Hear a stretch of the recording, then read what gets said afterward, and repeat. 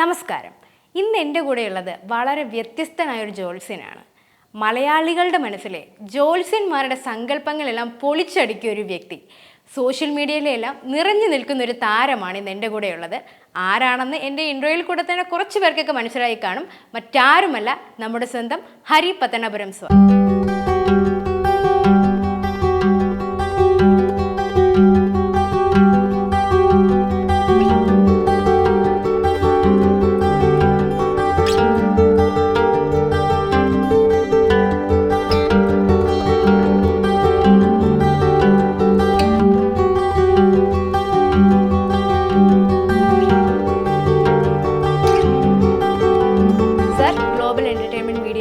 പ്രോഗ്രാമിലേക്ക് സ്വാഗതം. ചേട്ടാ, പഴയ തലമുറയിലെ ആൾക്കാരെ സംബന്ധിച്ച് അവർക്ക് ജ്യോതിഷം എന്നൊരു കാര്യത്തോട് വളരെയധികം താല്പര്യമുണ്ട്, അല്ലെങ്കിൽ വിശ്വാസമുള്ളൊരു കാര്യമാണ്. എന്നാൽ ഇന്നത്തെ തലമുറയിലെ കുട്ടികൾക്ക് അതിനോടുള്ള വിശ്വാസം കുറഞ്ഞു വരികയാണ്. അതിൻ്റെ മെയിൻ കാര്യം എന്താണെന്ന് പറഞ്ഞാൽ അവർക്ക് ജ്യോതിഷം എന്നാൽ എന്താണെന്ന് അറിയില്ല. അപ്പോൾ ഹരി പത്തനാപുരം എന്ന വ്യക്തിയെ സംബന്ധിച്ച് എന്താണ് ജ്യോതിഷം? ഈ പഴയ തലമുറയിലുള്ള ആളുകൾ കൂടുതൽ വിശ്വാസികളാണ്. ഇപ്പം തലമുറയിൽ വിശ്വാസികൾ ഇല്ല എന്നല്ല, പക്ഷേ ഇപ്പോഴത്തെ തലമുറയിലെ ആളുകളെ സംബന്ധിച്ച് അവരെ വിശ്വസിപ്പിക്കുക എന്നുള്ളതിനകത്ത് കുറച്ച് ബുദ്ധിമുട്ടുള്ള കാര്യമാണ്. കാരണം അവർ അഡ്വാൻസ്ഡ് ആയിട്ടുള്ള കുട്ടികളാണ്. അവരോട് നമ്മൾ പഴയ കാര്യങ്ങൾ പഴയ രീതിയിൽ പ്രസൻറ്റ് ചെയ്താൽ അവർ പലപ്പോഴും അത് വിശ്വാസത്തിൽ എടുക്കത്തില്ല.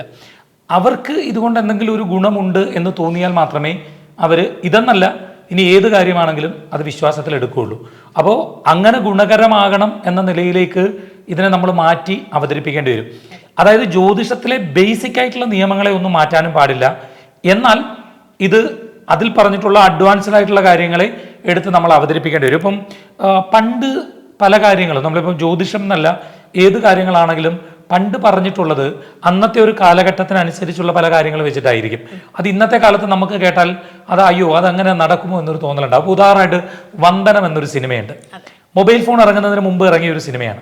അതിൻ്റെ ക്ലൈമാക്സിൽ ഒരു ലാൻഡ് ഫോൺ എടുക്കാൻ കഴിയാത്ത രീതിയിൽ കഷ്ടപ്പെടുന്ന മോഹൻലാലിൻ്റെ ഒരു രംഗമാണ് ഷൂട്ട് ചെയ്തത്. ഇന്നങ്ങനെയല്ല. ഇന്നത് ഷൂട്ട് ചെയ്യുമ്പോൾ നമുക്ക് ഇന്ന് അഡ്വാൻസ്ഡ് ആയിട്ട് നമ്മുടെ കയ്യിൽ മൊബൈലുണ്ട്. ഏറ്റവും ടെക്നോളജിക്കലായിട്ടുള്ള ഒരുപാട് കാര്യങ്ങൾ നമ്മുടെ മുമ്പിലുണ്ട്. അങ്ങനെ ഒരു കാലോചിതമായിട്ടുള്ള മാറ്റം അതെല്ലാ മേഖലയിലും വരണം, ജ്യോതിഷത്തിലും വരണം. അങ്ങനെ വന്നാൽ ഈ പിള്ളേർ വിശ്വസിക്കുന്നേ. ഇപ്പം ദിവ്യയെ സംബന്ധിച്ച് ഇത് നിങ്ങൾക്കൊരു ഗുണമുണ്ടാക്കുന്ന കാര്യമാണ് എന്ന് പറഞ്ഞാൽ ഉറപ്പായിട്ട് നിങ്ങളിത് വിശ്വസിക്കും.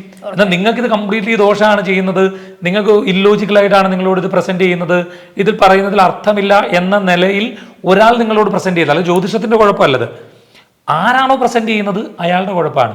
അപ്പം അതെങ്ങനെ ചെയ്യണം എന്നുള്ളത് ജ്യോതിഷികൾ തന്നെ അവരുടെ ഒരു ക്രൈറ്റീരിയ ഉണ്ടാക്കേണ്ട സമയം അതിക്രമിച്ചിട്ടുണ്ട്. ഇല്ലെങ്കിൽ പുതിയ പിള്ളേർ മോള് ചോദിച്ച പോലെ വിശ്വസിക്കാൻ കുറച്ച് പാടാണ്. അതെ, ഓക്കെ. അപ്പോൾ ചേട്ടൻ ചെറുപ്പം മുതലേ തന്നെ ജ്യോതിഷം എന്ന ഈ രംഗത്തേക്ക് വരണമെന്ന് ആഗ്രഹിച്ചു വന്ന ഒരാളാണോ, അതോ എങ്ങനെയായിരുന്നു അതിൻ്റെ നാൾ വഴികൾ? അതൊന്ന് അറിഞ്ഞാൽ കൊള്ളാമെന്നുണ്ട്. അല്ല, ഞാൻ ജ്യോതിഷം എന്ന രംഗത്തേക്ക് വരണം എന്ന് ആഗ്രഹിച്ചൊന്നും വന്ന ആളല്ല. പക്ഷേ എൻ്റെ അച്ഛൻ ജ്യോത്സ്യനാണ്, അപ്പൂപ്പൻ ജ്യോത്സ്യനായിരുന്നു.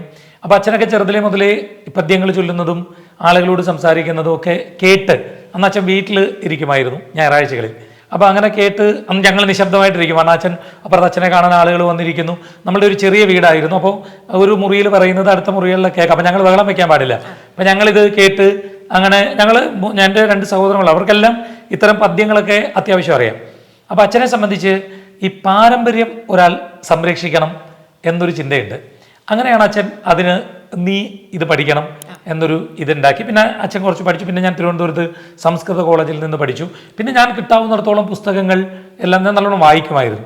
പക്ഷെ ശരിക്കും പറഞ്ഞാൽ ബേസിക്കലി ഞാൻ എൻ്റെ തുടക്കം ഒരു മാധ്യമ പ്രവർത്തകൻ എന്ന നിലയിലാണ്. അതായത് കേരളത്തിലെ ദിവസവും ന്യൂസുള്ള രണ്ടാമത്തെ ഒരു വാർത്താ ചാനലായിരുന്നു ഞങ്ങളുടേത്. GCN എന്ന് പറഞ്ഞിട്ട് ഒരു ചാനൽ, ബദറുദ്ദീൻ മേടയിൽ എന്ന് പറഞ്ഞ ആൾ തുടങ്ങിയ ചാനൽ. പിന്നീട് അത് അദ്ദേഹത്തിൻ്റെ ആണ് ഓണർ. പക്ഷേ അതിൻ്റെ ബാക്കി കാര്യങ്ങളൊക്കെ ചെയ്തു വന്നത് ഒരു പ്രദീപ് ഗുരുകുലം, ഉമ്മച്ചൻ, പിന്നീട് ഞാനും അങ്ങനെയുള്ള ആളുകൾ അതിൽ ആഡോണായി, ഒരു ജയേഷ് പത്തനാപുരം, അങ്ങനെ കുറേ ആളുകൾ അതിൻ്റെ ഭാഗമായിട്ട് പിന്നീട് ഇങ്ങോട്ട് ഒരുപാട് ആളുകൾ അതിൻ്റെ ഭാഗമായി വന്നു.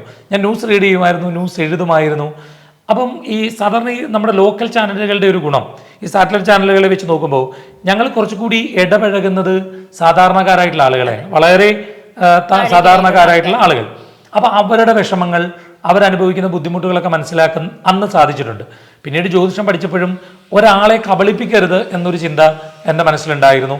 അത് തന്നെ അന്നും ഇന്നും ഞാൻ പ്രാവർത്തിയാക്കിയിട്ടുണ്ട്. അങ്ങനെ ശരിക്കും അച്ഛൻ്റെ ഒരു നിർബന്ധത്തിന് വഴങ്ങി ജ്യോതിഷൻ ആയ ഒരാളാണ്. പക്ഷെ ഞാൻ ഇന്ന് അതിനെ ഭയങ്കരമായിട്ട് സ്നേഹിക്കുന്നുണ്ട്. കാരണം ഒരുപാട് പേർക്ക് എന്നെ കൊണ്ട് പറ്റുന്ന രീതിയിൽ ആശ്വാസം നൽകാൻ പറ്റുന്നു എന്ന നിലയിൽ ഞാനതിൽ സന്തോഷവാനാണ്. സാധാരണ നമ്മൾ ജോത്സ്യൻ എന്നൊരു പേര് കേൾക്കുമ്പോൾ നമ്മൾക്ക് മനസ്സിൽ വരുന്ന രൂപമുണ്ട്. അതായത് നേരിയത് മുണ്ടൊക്കെ ഉടുത്ത് നേരിയതൊക്കെ ഇട്ട് കുറിയൊക്കെ ഇട്ട് എന്താണ് നമ്പൂതിരി ഭാഷയിൽ സംസാരിക്കുന്ന ആൾക്കാരായിരിക്കും കൂടുതലും ജോത്സ്യന്മാരായ മലയാളികളുടെ മനസ്സിലുള്ളത്. അപ്പോൾ ഇന്നത്തെ കാലഘട്ടത്തിൽ ഹരി പത്തനാപുരം എന്നൊരു വ്യക്തിയുടെ പേര് കേൾക്കുമ്പോഴത്തേക്കും നമുക്ക് അങ്ങനത്തെ ഒരു ഇമേജേ അല്ല വരുന്നത്. കാലത്തിനനുസരിച്ച് മുന്നോട്ട് പോകുന്ന ചലനാത്മകമായി ചിന്തിക്കുന്ന ഒരു വ്യക്തിയായിട്ട് ഹരി പത്തനാപുരം മാറിയിട്ടുണ്ട്. അത് സംസാരത്തിലോ ഭാഷയിലോ ചിന്തയിലോ മാത്രമല്ല, വസ്ത്രധാരണത്തിൽ കൂടി അത് അങ്ങനെയാണ് എന്നൊരു പ്രത്യേകതയുണ്ട്. അപ്പോൾ ചേട്ടനായിട്ട് അങ്ങനെ ഒരു മാറ്റം വരുത്തിയതാണോ അതോ എങ്ങനെയാണ്? അല്ല, ഞാൻ അതായത് ഈ ജോത്സ്യനാകാൻ വേണ്ടി എൻ്റെ ജീവിതത്തിൻ്റെ ഒരു ചര്യയും ഒരു ഇഷ്ടവും ഞാൻ മാറ്റിയിട്ടില്ല. എന്നുവെച്ചാൽ അതൊരു ഡ്രമാറ്റിക്കൽ സാധനമാണെന്ന് ഞാൻ വിശ്വസിക്കുന്നു. കാരണം എന്നെ ജോത്സ്യനാണെന്ന് ആളുകൾ അക്സെപ്റ്റ് ചെയ്യണമെങ്കിൽ ഞാൻ ഇങ്ങനെ പറഞ്ഞില്ല. പണ്ടേ ഒരു സിനിമയിൽ പറഞ്ഞതുപോലെ ലുക്കിലല്ല കാര്യം, വർക്കിലാണ് കാര്യം എന്ന് വിശ്വസിക്കുന്ന ഒരാളാണ് ഞാൻ. ഞാൻ ഏത് വസ്ത്രമിട്ടാലും, ഞാൻ എന്തണിഞ്ഞാലും ഞാൻ പറയുന്നതിലാണ് കാര്യം, ഞാൻ എന്തു പഠിച്ചു എന്നുള്ളിടത്താണ് കാര്യം. അല്ലാതെ ഞാനൊരു വസ്ത്രം മാറ്റി ഒരു നേരിയതിട്ട് 10 കുറി ഇട്ടിട്ട് അങ്ങനെ ആടയാഭരണങ്ങളൊക്കെ അലങ്കരിച്ച് ചെന്നു എന്ന് പറഞ്ഞിട്ട് ഞാൻ പഠിക്കാത്ത ഒരാൾ ചെന്നിരുന്ന് പ്രസന്റ് ചെയ്തു എന്ന് പറഞ്ഞാൽ അതിൽ കാര്യമില്ല. അതൊരു ഡ്രമാറ്റിക്കൽ ഫീലിംഗ് ഉണ്ടാക്കും എന്നുള്ളത് മാത്രമേ ഉള്ളൂ. ഞാൻ വിശ്വസിക്കുന്നത് എൻ്റെ വസ്ത്രത്തെ ആരും വിശ്വസിക്കേണ്ട, എൻ്റെ ലൈഫ് സ്റ്റൈലിനെ ആരും വിശ്വസിക്കുക. അതൊക്കെ എൻ്റെ വ്യക്തിപരമായ കാര്യമാണ്. കാരണം എല്ലാ ആളുകൾക്കും ജീവിതത്തിൽ അവർക്ക് എന്തൊക്കെ ആസ്വാദനങ്ങളുണ്ടോ അതൊക്കെ ആസ്വദിക്കുന്ന ഒരാളാണ് ഞാൻ. അത് തുറന്നു പറഞ്ഞിട്ട് ആസ്വദിക്കുന്ന ആളാണ് ഞാൻ. മറ്റു പലരും രഹസ്യമായിട്ട് ചെയ്തിട്ട് പരസ്യമായിട്ട് ഞങ്ങൾ ഭയങ്കര ഡീസൻ്റ് ആണെന്ന് പറയും. ഞാൻ അങ്ങനെ ഡീസൻ്റ് ആണെന്ന് പറയുന്ന ഒരു ആളല്ല. പക്ഷെ ഞാൻ എൻ്റെ പ്രൊഫഷണലി ഡീസൻ്റ് ആണ്. ഞാൻ എപ്പോൾ എൻ്റെ തട്ടിക്കേറിയോ, എപ്പോൾ എൻ്റെ ജ്യോതിഷാലയത്തിൽ ചെന്നോ, അപ്പോൾ ഞാൻ പക്ക ഒരു പ്രൊഫഷണൽ ആളായിരിക്കും. ഇത് ഞാൻ പറയുമ്പോൾ നിങ്ങൾ മനസ്സിലാക്കേണ്ടത് 100 കണക്കിന് അല്ലെങ്കിൽ 1000 ആളുകൾ എന്നെ കണ്ടിട്ടുണ്ട്, എന്നോട് സംസാരിച്ചിട്ടുണ്ട്. അതിലൊരാൾ പോലും നിങ്ങളുടെ അടുത്ത് വന്നപ്പോൾ ഇങ്ങനെയായിരുന്നു, നിങ്ങൾ പുറത്ത് പറയുന്നതല്ല അകത്ത് എന്ന് പറയാനുള്ള ഒരു സാഹചര്യം ഞാൻ ഉണ്ടാക്കില്ല. എന്താണോ പുറത്ത് പറയുന്നത് അത് തന്നെയായിരിക്കും ഏത് സാഹചര്യത്തിലും ഏത് ഉറക്കത്തിൽ നിന്ന് വിളിച്ച് ചോദിച്ചാലും. ഒന്നുമില്ല. അപ്പം നമ്മളൊരു ഡ്രസ്സ് ഇട്ടാൽ, അതായത് ഒരു കോസ്റ്റ്യൂം, ഒരു ഡ്രസ് കോഡ് ഇട്ടിട്ട് കള്ളത്തരം കാണിക്കുന്നതിനേക്കാൾ അങ്ങനെ ഒരു ഡ്രസ് കോഡും ഇല്ലാതെ നല്ലത് കാണിക്കുന്നതാണെന്നാണ് എൻ്റെ വിശ്വാസം. അപ്പം ശരിക്കും ഞാൻ പണ്ട് ഒരു ഷോയിൽ പങ്കെടുത്തു, ഞാനും എൻ്റെ ആളും എന്ന് പറഞ്ഞിട്ടൊരു റിയാലിറ്റി ഷോയിൽ അപ്പം ഒരു ക്രിസ്മസ് എപ്പിസോഡിന് എല്ലാവർക്കും മറ്റേ കോട്ടൊക്കെ കൊടുത്തിട്ട് ഒരു റെഡ് ഷർട്ടൊക്കെ ഇട്ടിട്ട് ഇൻസേർട്ടൊക്കെ ചെയ്ത് ജീൻസൊക്കെ ഇട്ട് എല്ലാവരും ഉള്ളപ്പം എനിക്ക് ആ കോട്ടൊന്നും ഉണ്ടായിരുന്നില്ല. അപ്പം ഞാൻ അന്ന് ആ കോസ്റ്റ്യൂം ചെയ്യുന്ന ആളോട് പറഞ്ഞു, ചേട്ടാ എനിക്കും കൂടെ ഒരു കോട്ട് ഇടാൻ ആഗ്രഹമുണ്ട്. ഞാൻ കോട്ട് ഇട്ടിട്ടുണ്ടായിരുന്നില്ല. അങ്ങനെ ഞാൻ കോട്ട് ഇവരിപ്പോൾ രാത്രി ചെന്ന് കോട്ടൊക്കെ എടുത്തു. പിറ്റേ ദിവസം ഞാനിത് എടുത്തിട്ട് ഒരു നല്ല ഫോട്ടോ എടുത്തിട്ട് ഞാനത് എൻ്റെ ഫേസ്ബുക്കിൽ പോസ്റ്റ് ചെയ്തു. അപ്പൊ ചങ്ങാതിക്കൂട്ടം എന്ന് പറഞ്ഞൊരു പേജ് എടുത്തിട്ട് അവരുടെ പേജിൽ അത് എൻ്റെ ഫ്രണ്ടാണത് ബിനീഷ് എന്ന് പറഞ്ഞ ആള് ഇത് പോസ്റ്റ് ചെയ്ത് ജോത്സ്യന്റെ ന്യൂ ലുക്ക് കണ്ടോ എന്നൊക്കെ പറഞ്ഞു. ആരൊക്കെയോ അതിനെ ഇങ്ങനെ വിമർശിച്ചു, ഇയാള് ഇങ്ങനെ നടക്കുന്നു അങ്ങനെ നടക്കുന്നു. അപ്പൊ പിന്നെ ഞാൻ ഒന്നും കൂടെ വേറൊരു ഫോട്ടോ അതുപോലെ എടുത്തിട്ട് ഫേസ്ബുക്കിൽ പോസ്റ്റ് ചെയ്തു. അതായത് എൻ്റെ വസ്ത്രം കണ്ടിട്ട് ആരും എന്നെ കാണാൻ വരാനോ വരാതിരിക്കാനോ ശ്രമിക്കേണ്ട. ഞാൻ പറയുന്നതിൽ കാര്യമുണ്ട് എന്ന് നോക്കിയിട്ട് സൗകര്യമുള്ളവർ, ഞാൻ പറയുന്നതിൽ കാര്യമുണ്ട് എന്ന് വിശ്വസിക്കുന്ന ആളുകൾ മാത്രം എൻ്റെ അടുത്ത് വന്നാൽ മതി. ഞാനിത് ആള് വരണമെന്നും പറഞ്ഞ് പരസ്യങ്ങൾ ചെയ്ത ആളെ കൂട്ടാറില്ല. ഞാൻ ഓഫീസിലെ സ്റ്റാഫിലെ ഇരുത്തിയിട്ട് വരുന്നവർക്ക് ബുക്കിംഗ് എടുത്ത് ചെയ്യുന്നില്ല. ഞാൻ ഇങ്ങനെയാണ്. ഇത് കാണാനും എന്നെ കേൾക്കാനും ആവശ്യമുള്ളവർ, ഇഷ്ടപ്പെടുന്നവർ മാത്രം വന്നാൽ മതി. എന്നെ ഞാനേ അക്സെപ്റ്റ് ചെയ്യുന്ന ആൾക്കാർ മതി. വസ്ത്രം കണ്ടു ആരും വരണ്ട, വരാതും ഇരിക്കണ്ട. ഓക്കെ. അപ്പോൾ ഇത് 2024 ഈ ആർട്ടിഫിഷ്യൽ ഇൻ്റലിജൻസിൻ്റെ ഒക്കെ ഒരു കാലമാണ്. അപ്പോൾ ഇപ്പോഴുള്ള ജോത്സ്യമായിരിക്കില്ല ഒരു 20 വർഷം കഴിഞ്ഞാൽ അതിനിങ്ങനെ മാറ്റം സംഭവിച്ചുകൊണ്ടേയിരിക്കും. ഇപ്പോഴേ പഴയ കാലത്തെ പോലെയുള്ള ആൾക്കാർ ചിന്തിക്കുന്നത്. അപ്പോൾ ഇനി അങ്ങോട്ട് പോകുമ്പോൾ ഒത്തിരി മാറ്റങ്ങൾ സംഭവിക്കും. എനിക്ക് ഒരു അനുഭവം പങ്കുവയ്ക്കാം. ChatGPT എന്ന് പറയുന്ന ഒരു ആപ്പുണ്ട്. നമുക്കത് പ്ലേ സ്റ്റോറിൽ നിന്നൊക്കെ ഡൗൺലോഡ് ചെയ്യാൻ പറ്റും. അപ്പോൾ എന്നോട് ഒരാൾ പറഞ്ഞു, അതിൽ നീ നിൻ്റെ ജനിച്ച ദിവസവും അല്ലെങ്കിൽ ഡേറ്റ് ഓഫ് ബർത്തും അതുപോലെ ജനന സമയവും കൊടുത്തു കഴിഞ്ഞാൽ നിൻ്റെ കല്യാണം എപ്പോഴായിരിക്കും അത് പ്രെഡിക്റ്റ് ചെയ്ത് പറയുമെന്ന് പറഞ്ഞു. അപ്പോൾ എനിക്കിത് കണ്ടപ്പോൾ ഒരു ക്യൂരിയോസിറ്റി തോന്നി. ഞാനത് ചെയ്തു നോക്കി. അതിൽ എനിക്ക് തിരിച്ചു കിട്ടിയ റിസൾട്ട് എന്ന് പറയുന്നത് 20നും 26നും ഇടയിലായിരിക്കും കല്യാണം എന്നാണ് ChatGPT എനിക്ക് പറഞ്ഞത്. അതേപോലെ ഞാൻ എന്ത് ചെയ്തു, എൻ്റെ ജാതകം നോക്കാനും കൊടുത്തു. അപ്പോൾ എൻ്റെ ജാതകം നോക്കിയ ജോത്സ്യൻ പറഞ്ഞൊരു കാര്യം എന്ന് വെച്ച് കഴിഞ്ഞാൽ 21 മുതൽ 25 വയസ്സ് വരെയാണ് എൻ്റെ കല്യാണ സമയമെന്ന്. അപ്പോൾ ഏകദേശം കറക്റ്റാണ് പറഞ്ഞത്. അപ്പോൾ ഇനി മുതൽ ആർട്ടിഫിഷ്യൽ ഇൻ്റലിജൻസിൻ്റെ കാലമാണ്, ഇങ്ങനെ മാറിക്കൊണ്ടേയിരിക്കും. അപ്പോൾ ഒരു 20 വർഷം കഴിഞ്ഞാൽ എന്തായിരിക്കും ജോത്സ്യത്തിൻ്റെ ഒരു അവസ്ഥ? ഈ നല്ല ചോദ്യമാണ് ചോദിച്ചത്. ഒന്നാമത് ഈ നമുക്കെപ്പോഴും ഈ ജ്യോതിഷത്തെ മാത്രം ബാധിക്കുന്ന ഒരു കാര്യമല്ല ഈ AI ഒക്കെ വരുന്നത്, എല്ലാ മേഖലകളെയും ബാധിക്കും. ഒരുപാട് പേർക്ക് അല്ലാതെ തന്നെ തൊഴിലില്ലാതാകും. ഒത്തിരി അഡ്വാൻസ്ഡ് ആണ്. ഇപ്പം ആരോഗ്യ മേഖലയാണെങ്കിലും ഏത് മേഖലയാണെങ്കിലും ആർട്ടിഫിഷ്യൽ ഇന്റലിജൻസ് വരുമ്പോൾ തൊഴിലില്ലാതാവും.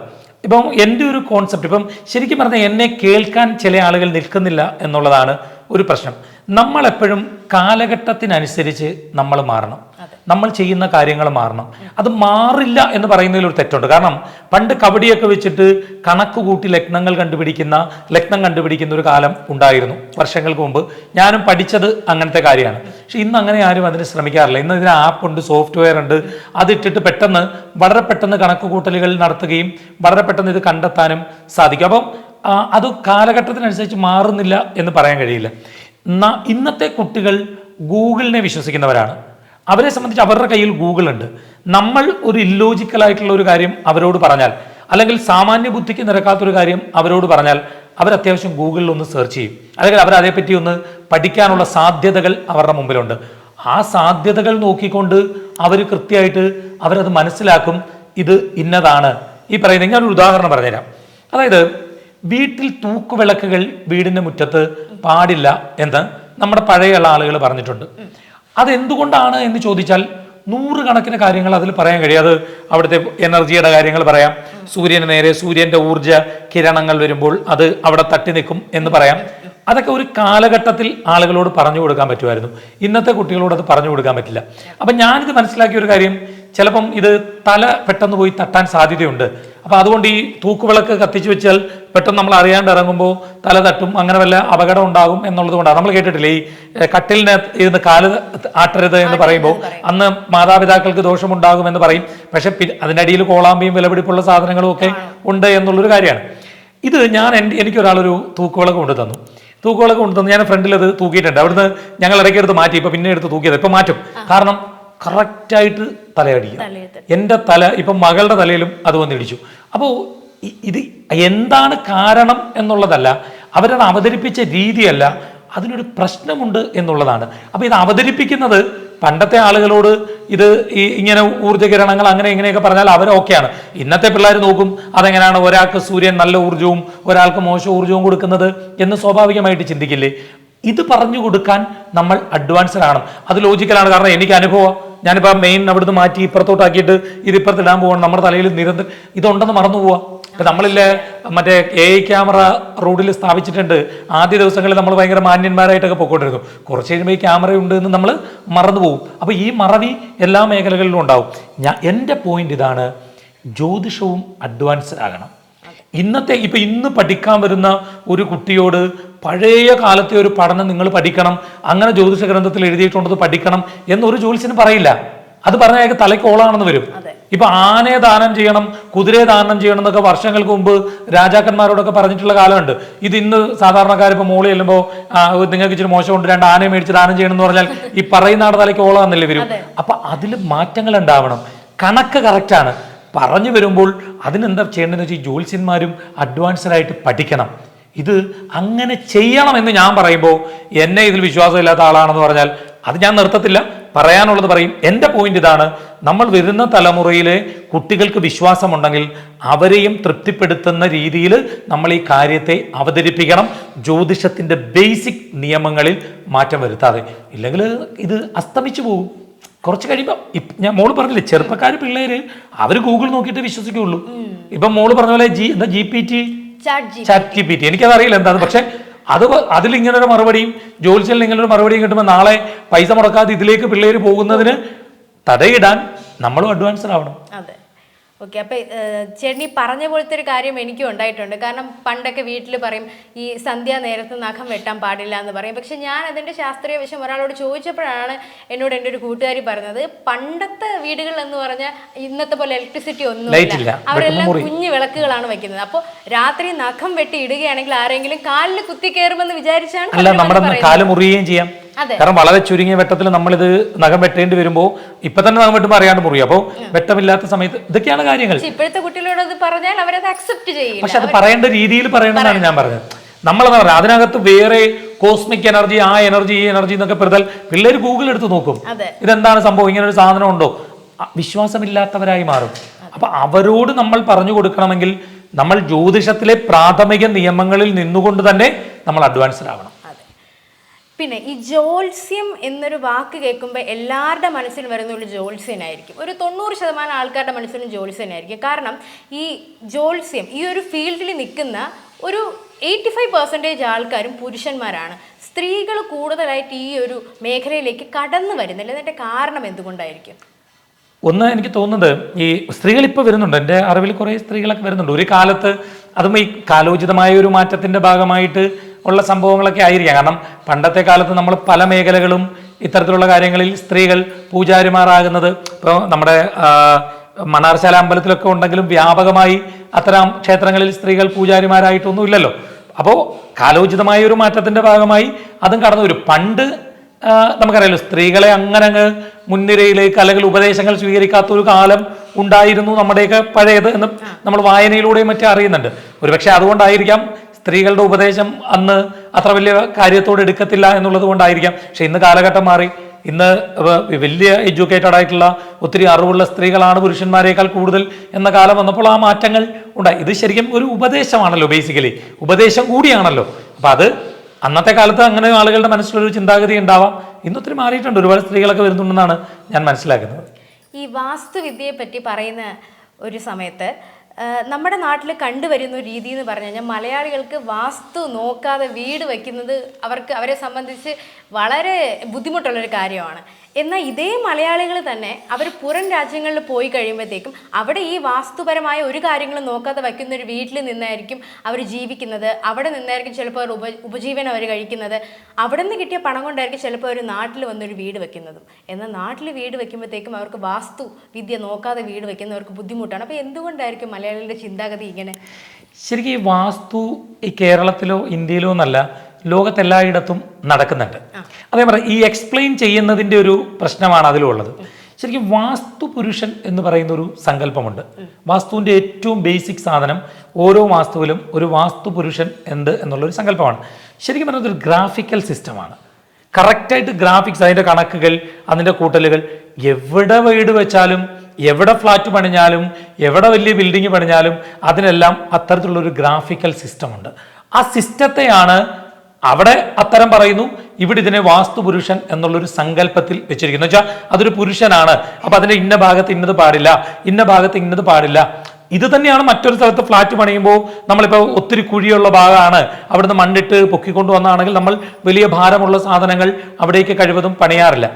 അതാണ് ഞാൻ പറഞ്ഞത്, ഇത് എക്സ്പ്ലെയിൻ ചെയ്യുന്നതിൻ്റെ ഒരു പ്രശ്നമാണ്. പിന്നെ ഇതിലും കാലോചിതമായിട്ടുള്ള മാറ്റങ്ങൾ ഉണ്ടാവണം. കുറേ കാലം മുമ്പ് ഒരു പയ്യൻ, അയാൾ എനിക്ക് എൻ്റെ ഫോണിൽ വാട്സപ്പിൽ മെസ്സേജ് അയച്ചു, ചേട്ടാ ഞാനൊരു വീട് വെച്ചു, വീട് വെച്ചിട്ട് ഞാൻ വീടിൻ്റെ ഹൗസ് വാമിങ്ങിനൊക്കെ ഡേറ്റ് എടുത്തിട്ട് ഗൾഫിൽ കിടന്ന് കഷ്ടപ്പെടുന്ന ഒരു പയ്യനാണ് കേട്ടോ. എനിക്ക് എൻ്റെ ഫോണിൽ ആ വോയിസ് കാണണം. ഇപ്പോൾ ഗൾഫിൽ കിടന്ന് വളരെ കഷ്ടപ്പെട്ട് അയാൾ, ഈ ഗൾഫിൽ കിടക്കുന്നവരെ അറിയാമല്ലോ, ഇവിടെ വരുമ്പോൾ അവർ വലിയ ഇതൊക്കെ കാണിക്കുന്നുണ്ടെങ്കിലും അവർ ശരിക്കും പറഞ്ഞാൽ അവർ വളരെ കഷ്ടപ്പെട്ട് അവിടെ കാര്യങ്ങൾ ചെയ്യുന്ന ആളുകളാണ്. അപ്പോൾ ഈ പയ്യനോട് പറഞ്ഞു, ചേട്ടാ ഞാനൊരു വീട് വെച്ച് കഷ്ടപ്പെട്ടാണ് വീട് വെച്ചത്, വീടിൻ്റെ ഗൃഹപ്രവേശത്തിന് ഡേറ്റ് എടുത്തിട്ട് ഞാൻ അങ്ങനെ ഇരിക്കുമ്പോൾ അതുവഴി പോയ ഒരാൾ, അയാൾ വീട്ടിൽ കയറിയിട്ട് ഏതോ വാസ്തു വന്നിട്ട് പറഞ്ഞു, യൂറോപ്യൻ ക്ലോസറ്റിൽ പടിഞ്ഞാറോട്ട് തിരിഞ്ഞിരിക്കാൻ പാടില്ല അത്രയും, അങ്ങനെ ഇരുന്നാൽ മകൻ മരിച്ചു പോകും, ഇത് മൊത്തം പൊളിച്ചു പണിയണം എന്ന് പറഞ്ഞു. അപ്പൊ ഈ പയ്യൻ വലിയ വിഷമത്തിലാണ്. ചേട്ടാ എന്റെ വീട് ഇതാണ്, പണിയെല്ലാം തീർന്ന് 5-ാം തീയതി കയറി താമസം. ഇപ്പൊ വീട്ടുകാർ വന്നിട്ട് കണ്ടിട്ട് അമ്മ ഭയങ്കര ബഹളം, ഇപ്പൊ പൊളിക്കാൻ വിടും, 3 ലക്ഷം രൂപ ഇനിയും വേണം. ഒന്ന് ആലോചിച്ച് നോക്കാം, 3 ലക്ഷം രൂപ വേണം ഈ ബാത്റൂമുകളെല്ലാം പൊളിക്കണം എന്ന് പറഞ്ഞു. അപ്പോൾ ഞാൻ അമ്മയെ വിളിച്ചു, അമ്മയുടെ നമ്പർ തരാൻ പറഞ്ഞു. ഞാൻ ആ അമ്മയെ വിളിച്ചിട്ട് ഞാൻ ചോദിച്ചു, അമ്മയെ പണ്ട് കിഴക്കെവിട പടിഞ്ഞാറെവിട തെക്കെവിട വടക്കെവിട എന്നൊന്നും നോക്കാതാണ് ആളുകൾ അയ്യത്തും പറമ്പിലും ആറ്റുവക്കത്തും ഒക്കെ പൊക്കൊണ്ടിരുന്നത്. പക്ഷെ മോക്കത് അറിയത്തില്ല. നമ്മുടെ അമ്മയോടോ അമ്മൂമ്മയോടോ ഒക്കെ ചോദിച്ചാൽ അറിയാം, അയ്യത്തും പറമ്പിൽ ഈ 6-ന്റെ തീരത്തുമൊക്കെയാണ് പണ്ട് പൊക്കൊണ്ടിരുന്നത്. മറ്റാരും കാണാതിരിക്കണം എന്നുള്ള ഒരു രീതി മാത്രമേ ഉണ്ടായിരുന്നുള്ളൂ. പിന്നീട് ഇത് മറപ്പുരകളായി. പിന്നീട് വസ്തു കുറഞ്ഞപ്പോൾ ഈ വെസ്റ്റേൺ കൾച്ചർ എടുത്തുകൊണ്ട് നമ്മൾ ഈ ബാത്റൂമിനെ വീടിനകത്തേക്ക് കയറ്റിയതാണ്. അല്ലാതെ വാസ്തുവിൽ എവിടെയാണ് യൂറോപ്യൻ ക്ലോസറ്റ്? വാസ്തുവിൽ യൂറോപ്യൻ ക്ലോസറ്റിനെ പറ്റി പറയാൻ ഒരു മാർഗവുമില്ല. ഇതൊരാൾ ഇത് പറയുമ്പോൾ ഞാൻ വാസ്തുവിന് എതിരാന്ന് പറഞ്ഞാൽ അർത്ഥമുണ്ടോ? എൻ്റെ കോൺസെപ്റ്റ് വാസ്തുവിദ്യ എന്ന് പറയുന്നത് ഏതൊരു സാധാരണക്കാരനെ കൊണ്ടും ലൈഫ് പദ്ധതിയിൽ വീട് കിട്ടുന്നവനെ കൊണ്ടും പണമില്ലാത്തവനെ കൊണ്ടും വീട് വെപ്പിക്കാനുള്ളതാണ്. അല്ലാതെ ഇവരുടെ വീട് പണി തടസ്സപ്പെടുത്താനോ ഇവരുടെ ഇന്ന് പണം അടിച്ചു മാറ്റി ഇവരെ വീടില്ലാത്തവരാക്കാനോ അല്ല വാസ്തു. ഇത് വാസ്തു പണ്ഡിതർ മനസ്സിലാക്കണം. ഒരു ലൈഫ് പദ്ധതിയിൽ വീട് കിട്ടിയ 3 സെന്റ് വസ്തുവിലോ 3.5 സെന്റ് വസ്തുവിലോ വീട് വെക്കേണ്ടി വരുന്ന ഒരാൾ വീട് വെക്കുന്ന കാര്യത്തിനൊരു വാസ്തുവിൻ്റെ അടുത്ത് വന്നാൽ അയാൾ വാസ്തുവിലെ എല്ലാ നിയമങ്ങളും അവരുടെ നേരിൽ അടിച്ചേൽപ്പിക്കാൻ പാടില്ല. കാരണം പ്രാക്ടിക്കലി അത് നടക്കില്ല. അത് മാറ്റണം. അവർക്ക് ഏതാണോ ആ ചുരുങ്ങിയ പൈസയിൽ നിന്നുകൊണ്ട് ചുരുങ്ങിയ സ്ഥലത്ത് നിന്നുകൊണ്ട് അവർക്ക് വീട് വെക്കാൻ കഴിയുന്നത് ആ നിയമങ്ങളെ അവരോട് പറയാവൂ. ഒരു ചേച്ചി എൻ്റെ അടുത്ത് വന്നിട്ട് ഈ ലൈഫ് പദ്ധതി ഞാൻ പ്രത്യേകം പറയാൻ കാര്യമുണ്ട്. കുഞ്ഞു വസ്തു എവിടുന്നോ കുറേ പ്ലോട്ട് ഉള്ളതിൽ ഒരു കുഞ്ഞു പ്ലോട്ട് അവർ മേടിച്ചിട്ട് അവിടെ വീട് വെക്കാൻ വേണ്ടി ആരോട് ചെന്നപ്പോൾ അത് പറഞ്ഞു അവിടെ വരുത്തുപോക്കുണ്ട്, വെക്കാൻ പാടില്ല, 50,000 രൂപ വരുത്തുപോക്ക് മാറ്റണമെന്ന്. ആകെ എനിക്ക് തോന്നുന്നു 3.5 ലക്ഷം 4 ലക്ഷം എന്തോ ആണ് ഈ ലൈഫിൽ കെട്ടുന്നത്. അത് വെച്ച് ഫൗണ്ടേഷൻ കെട്ടി കഴിയുമ്പോൾ അതിൻ്റെ പകുതിയിലേറെ പൈസ അവിടെ ചിലവായി പോകും. അപ്പം ഞാൻ അവരോട് ചോദിച്ചു, ചേച്ചി നിങ്ങൾ ഒത്തിരി സ്ഥലമുള്ളതിൽ നിന്നൊരു പ്ലോട്ടാണ് വാങ്ങിയത്, അപ്പോൾ ഈ ബാക്കിയുള്ളവരൊക്കെ വീട് വെച്ച് മര്യാദയ്ക്ക് താമസിക്കുന്നുണ്ട്, നിങ്ങൾക്ക് മാത്രം എങ്ങനെ വരുത്തുപോക്ക് വരുന്നത്? അപ്പോൾ ഈ വരുത്തുപോക്ക് ഇങ്ങനെ പ്രമാണം നോക്കി വന്നിട്ട് അത് ലളിതയുടെ വീട്, എന്നാൽ അവിടെ ഇറങ്ങിയിട്ട് ഇവരെ ഒന്ന് ഇത് ചെയ്തിട്ട് പോവാം, അങ്ങനെയല്ലല്ലോ. ഇത് പറഞ്ഞു കൊടുക്കേണ്ട പണ്ഡിതർ പണമൂഹികളായി മാറാൻ പാടില്ല. അത് തെറ്റാണ്. അത് എന്ന് വെച്ചാൽ വാസ്തു നോക്കരുതെന്നല്ല അർത്ഥം. വാസ്തു നോക്കരുതെന്നല്ല പറഞ്ഞത്, വാസ്തു നോക്കണം. പക്ഷേ നമുക്ക് കുറേ നാളുകൾക്ക് കുറേ വർഷങ്ങൾക്ക് മുമ്പ് നൂറ്റാണ്ടുകൾക്ക് മുമ്പ് ഉണ്ടാക്കപ്പെട്ട നിയമത്തിൽ ഏക്കർ കണക്കിന് വസ്തുവിൽ വീട് വെക്കേണ്ടി വരുമ്പോൾ അവിടെ ഉപയോഗിക്കപ്പെടേണ്ട നിയമങ്ങളാണ് വാസ്തുഗ്രന്ഥത്തിലേറെ പറഞ്ഞിട്ടുള്ളത്. ഇന്നത്തെ കാലത്ത് നമ്മൾ ചെറിയ വസ്തുവിൽ വീട് വെക്കേണ്ടി വരുമ്പോൾ എല്ലാ നിയമങ്ങളും നമുക്ക് പാലിക്കാൻ കഴിയില്ല. അത്യാവശ്യം നിയമങ്ങൾ എടുത്തിട്ട് നമ്മൾ വീട് വെക്കണം. അത് ഒരാളെ കൊണ്ട് വീട് വെപ്പിക്കാനാവണം വാസ്തു, വീട് ഇല്ലാതാക്കാനാവരുത്. ചേട്ടാ ഇപ്പോൾ വരുത്തുപോക്കിനെ പറ്റി പറഞ്ഞു. അപ്പോൾ ഈ ഇടയായിട്ട് ഈ സോഷ്യൽ മീഡിയ റീൽസിലൊക്കെ ഭയങ്കരമായിട്ട് ഫേമസ് ആയിക്കൊണ്ടിരിക്കുന്ന ഈ ഒരു വാക്ക് വരുത്തുപോക്ക്, അതിലവർ ഈ AI ഉപയോഗിച്ച് വീഡിയോസൊക്കെ കാണിക്കും. അതിൽ വരുന്നതെന്ന് പറഞ്ഞു കഴിഞ്ഞാൽ അമ്പലങ്ങളിൽ നിന്ന് അമ്പലങ്ങളിലേക്ക് തീഗോളങ്ങൾ ഒരു വെളുപ്പിന് 3-3:30 ആകുമ്പോഴത്തേക്ക് പോകുന്നത് പോലെയൊക്കെയാണ് അവർ കാണിക്കുന്നത്. പക്ഷേ കൃത്യമായിട്ടുള്ളൊരു എക്സ്പ്ലനേഷൻ എന്താണെന്ന് ഇതുവരെയും അധികം ആളുകൾക്ക് അറിയില്ല. അപ്പം അതിനെപ്പറ്റി എന്താണ് പറയാനുള്ളത്? അല്ല, നമ്മൾ ഈ പണ്ട് നമുക്കറിയാലോ, ഈ ക്ഷേത്രങ്ങളെ ആയി ബന്ധിപ്പിച്ച് ദേവി യാത്ര ചെയ്യുന്നുണ്ട്, അല്ലെങ്കിൽ ആ ചൈതന്യങ്ങൾ യാത്ര ചെയ്യുന്നുണ്ട് എന്നുള്ളൊരു വിശ്വാസം പണ്ടത്തെ ആളുകൾക്കുണ്ടായിരുന്നു.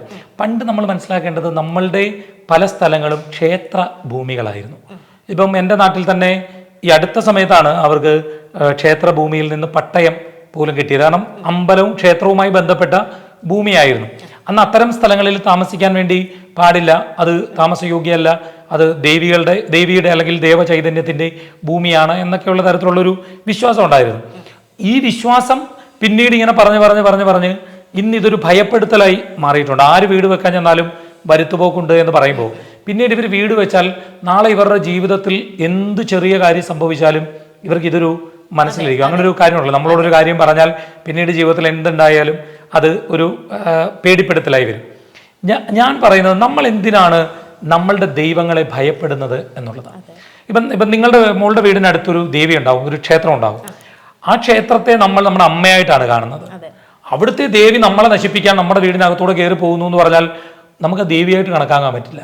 കാരണം നമ്മുടെ ദേവി എന്ന് പറഞ്ഞാൽ നമ്മൾ വീട് വെക്കണമെന്നും നമ്മൾ താമസിക്കണമെന്നും നമുക്ക് നല്ല ഉയർച്ച ഉണ്ടാകണമെന്നും നമുക്ക് ജീവിതത്തിൽ പ്രതിസന്ധികളില്ലാതെ പോകണമെന്നും ചിന്തിക്കുന്നതാണ് നമ്മുടെ ദേവി.